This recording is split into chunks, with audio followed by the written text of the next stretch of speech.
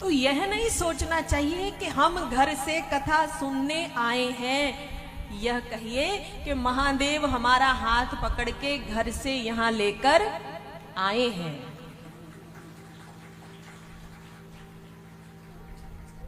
अगर इंसान में इतनी साहस होती, वो स्वयं शिव के चरणों में पहुंच जाए, तो पूरा सीतामढ़ी यहाँ ही होना चाहिए था, ये पूरा ग्राउंड भर जाना चाहिए था। लेकिन नहीं भैया, जो यहाँ बैठते हैं, जो यहाँ आते हैं, उनका हाथ पकड़कर घर से महादेव स्वयं यहाँ लेकर आए हैं। आप खुद यहाँ चल के नहीं आए हैं। इसलिए जिस पर भगवान कृपा करें, जिसका वो चुनाव कर लें, जिस पर उनकी दृष्टि पड़ जाए, वहीं यहां पहुंचेंगे, अन्यथा बड़ा मुश्किल है। मुश्किल क्यों है? मनुष्य के पाप अपराध जब बहुत अधिक बढ़ जाते हैं ना, तो वो उसे भगवान की तरफ जाने नहीं देते। कैसे? माताएं बहनें घर में दूध से दही जमाते होंगे, दही बनाते हैं ना। दही बनाने का एक छोटा सा बड़ा सरल तरीका है, लेकिन बड़ा मुश्किल है। अच्छा, मीठा दही बनाना सबके बस की बात नहीं। उसका एक तरीका है, बड़ा सरल। सुनने में क्या लगता है कि थोड़ा दूध गर्म कीजिए, उसमें दही डाल दीजिए और दही हो गया। लेकिन नहीं, दूध कितना गर्म रहना चाहिए, उस कितने अनुपात में वो थोड़ा सा ठीक सा गर्म हो, उसमें खट्टा दही कितनी मात्रा में डालें, ये भी एक टेक्निक है। अगर कम या ज्यादा दूध ज्यादा गर्म हो तो भी दही नहीं जमेगा, और अगर आप दही ज्यादा डाल दें तब भी दही नहीं बनेगा। तो वो एक तरीका है, वो एक टेक्निक है। तो भगवान के पास जाना उसी के लिए संभव है जिसके पाप कर्म कम हो, जिसके अपराध कम हो, जिसकी हर चीज सही अनुपात में हो, तो भक्ति का रंग जमता है। अन्यथा भक्ति का रंग जमता ही नहीं है। आप कुछ कर ले, नहीं जमेगा। एक बार संत कबीर गंगा जी के तट पर बैठे हुए थे। जब बैठे थे तो कुछ लोग गंगा जी में स्नान करने जा रहे थे।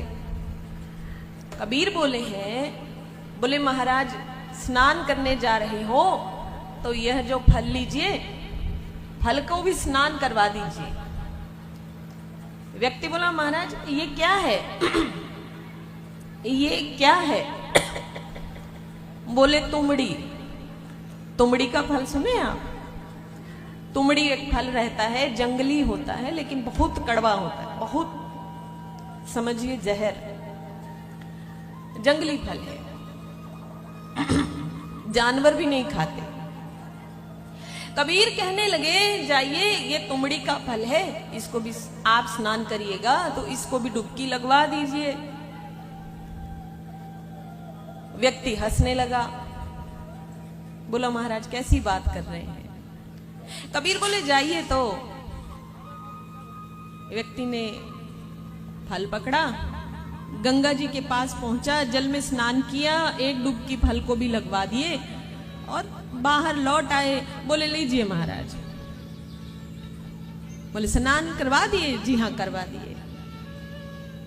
लाइए चाकू दीजिए, इसको काटे। बोले महाराज क्यों काटेंगे? अरे अब ये खाने योग्य हो गया होगा, इसमें से मिठास आएगी, मीठा फल हो गया। व्यक्ति हंसने लगा, बोला महाराज कैसी बात करते हैं, ये कैसी बात कर दी आपने? अरे तुमड़ी के फल को स्नान करवाने से उसका छिलका धुला है, अंदर की कड़वाहट थोड़ी न गई है। कबीर बोले यही बात तुमको हम समझाना चाह रहे हैं। तुम ये सोचते हो कि मात्र स्नान करने से तुम्हारे पाप धुल गए, तुम्हारे अपराध धुल गए, भीतर के कड़ुआहट जहर विष मिट गया, तो भैया नहीं मिटा। ये तुमने अपना तन धो लिया, लेकिन मन को कौन धोएगा? तो जब तक मन न धुलेगा तब तक तुम्हारे पाप का विष समाप्त नहीं होगा, और जब तक विष न समाप्त होगा तो भक्ति का प्रेम जमेगा नहीं, तुम कुछ भी कर लो। इसीलिए संतों का समागम आवश्यक है, इसीलिए भगवान की कथा में बैठना आवश्यक है, इसीलिए सद्वचन सुनना आवश्यक है। आप उसमें कुछ ना कुछ ग्रहण ही करते हैं, आप उसमें कुछ छोड़ के नहीं जाते, आप कुछ लेके जाते हैं जो आपके जीवन में काम आएगा। इसलिए जब भी शिव पुराण की कथा में बैठे ना, तो भगवान का स्मरण करते हुए, शिव शिव करते हुए, हर हर करते हुए, अपने हृदय में जाप करते हुए बैठे।